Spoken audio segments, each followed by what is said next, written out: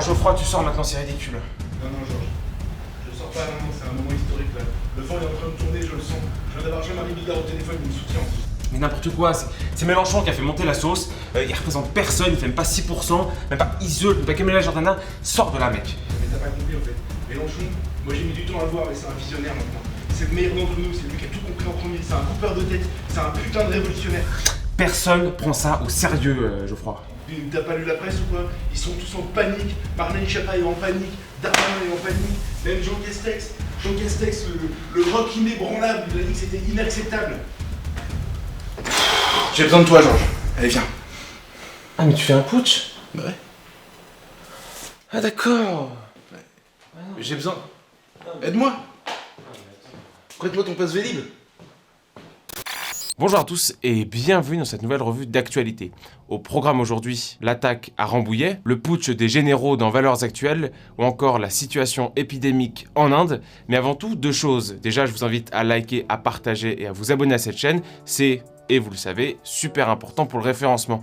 Deuxième élément, dans le prochain numéro de Valeurs Actuelles, la femme de Philippe Monguillot, Véronique Monguillot, lance une pétition et un appel au président de la République pour l'alerter sur la violence qui gangrène la société française. Je vous invite à la signer, je vous la mets en description. Vous êtes sur VA+, et vous regardez la 37e revue d'actualité, c'est parti. Pas d'amalgame, pas d'amalgame, pas d'amalgame, pas d'amalgame, pas d'amalgame, pas d'amalgame. La première actualité de la semaine, c'est bien évidemment l'attentat qui a frappé la ville de Rambouillet. Vendredi 23 avril, Jamel Gourchen égorgeait Stéphanie Montfermé, fonctionnaire du commissariat de la ville. L'individu était un migrant tunisien qui était entré illégalement en France en 2009 et avait été naturalisé en 2020. Plusieurs individus ont été interpellés le jour même. Au-delà de l'énième attaque terroriste sur notre sol, c'est la page Facebook du terroriste qui va aider à faire un profilage de l'individu. Jamel Gourchen avait notamment liké des vidéos de Bonjour Tristesse, Mediapart, d'Agi+, et bien évidemment de Jean-Luc Mélenchon. Ce dernier a d'ailleurs tweeté qu'il s'agissait simplement d'un meurtre, sans nommer ni la fonction de la policière, ni les motivations de l'assaillant. Quand faut être sobre, Jean-Luc, il sait quoi faire. Des images pédocriminelles ont été retrouvées dans le portable du terroriste, et en termes d'arrestations liées au terroriste, la France est la première en Europe avec 429 arrestations. La deuxième actualité de la semaine, c'est bien sûr la menace d'un putsch militaire qui menace l'intégrité de la France, du monde et de la galaxie. Bon, plus sérieusement, je vous résume l'affaire.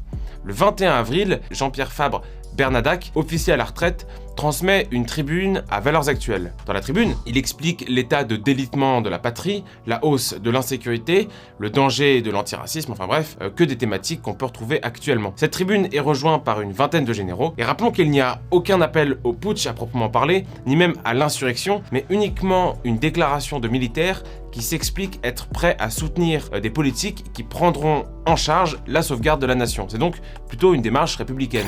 Quand on veut être sûr de son coup, on plante des navets.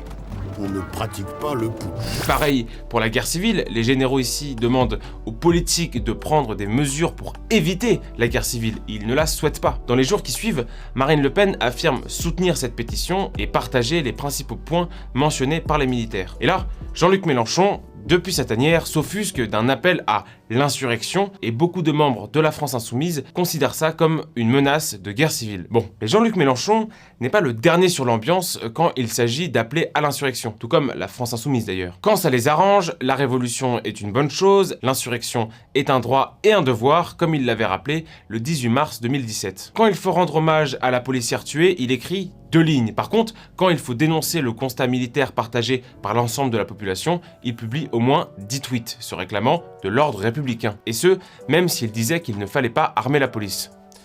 Faut arriver à le suivre, hein. Surtout que d'après un sondage de LCI, la majorité des Français partagent le constat fait par des militaires et près d'un Français sur 2 pense que l'armée devrait intervenir sans qu'on lui demande. La troisième actualité de la semaine, c'est la mort de Juan Roya Borja, alias El Risitas. Il est mort des suites de sa maladie à l'âge de 65 ans. Il s'était fait connaître en 2007 grâce à ce rire. On vous l'avait annoncé il y a quelques mois, mais des fans du forum 1825 lui avaient offert un fauteuil roulant puisqu'il venait d'être amputé. Risitas avait été ému et avait promis de venir en France pour remercier les participants à la cagnotte. D'ailleurs, fun fact, en juillet 2009, Oasis avait organisé une opération pour élire la ville qui ferait le plus de bruit sur Twitter, et c'est la ville d'Issou qui avait gagné ce concours. La quatrième actualité de la semaine, c'est la sortie du médecin urgentiste Mathias Wargon concernant les bons et les mauvais arabes. En gros, le mari de la ministre du Logement avait clashé Jean Messia en le ramenant à sa condition d'arabe, donc du racisme pur et dur. Il avait supprimé ce tweet, mais Jean Messia l'avait déjà capturé. Il est très vif, Jean Messia. Beaucoup d'internautes ont noté la facilité avec laquelle certains individus tenaient des propos racistes. Jean Messia était au cœur d'une polémique après qu'il ait fait le rapprochement entre le terroriste de Rambouillet et le doctorant en humour Yacine Bellatar. En cause des partages de ces vidéos par le djihadiste. La cinquième et dernière actualité de la semaine, c'est l'épidémie de la Covid-19 qui met à l'Inde à genoux. En gros, le pays est gravement touché par la pandémie et surtout manque cruellement de préparation et de matériel. L'Inde enregistre en tout plus de 200 000 décès, mais de nombreux experts estiment que le bilan est bien plus élevé, 10 fois plus selon leur estimation. Cette recrudescence est sans doute due au rassemblement religieux massif des 2 derniers mois. Toujours est-il que l'Angleterre, la France et les États-Unis vont transférer du matériel médical. Affaire à suivre. Le phénomène web de la semaine, c'est ce micro-trottoir qui a fait beaucoup parler de lui. Je vous mets l'extrait. Ça, moi c'est simple, Wallah, je fais un génocide, Wallah, un génocide direct. Je vais faire un génocide d'une bonne partie des juifs, mais pas tous, tu vois, vraiment ceux qui tuent les... On a fait pas le Je m'en bats les reins, Wallah, j'en fais un. Ah oui. Et après les homosexuels, tu vois, genre...